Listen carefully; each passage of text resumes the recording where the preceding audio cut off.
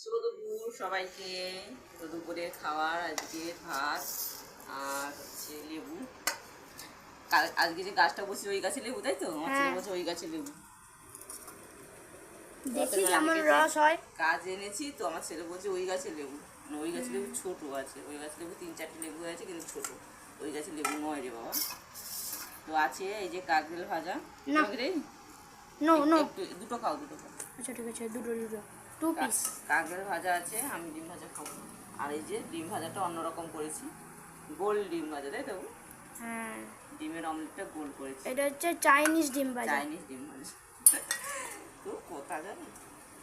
আর আছে কচু আলু দিয়ে তরকারি করেছি, এই যে কচু আলুর তরকারি।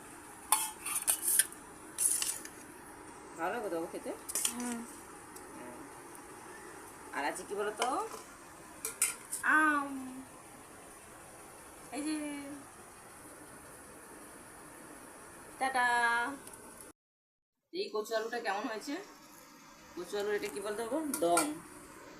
আলুর দম হয়, এটা কচুর দম, তাই তো? ভালো হয়েছে।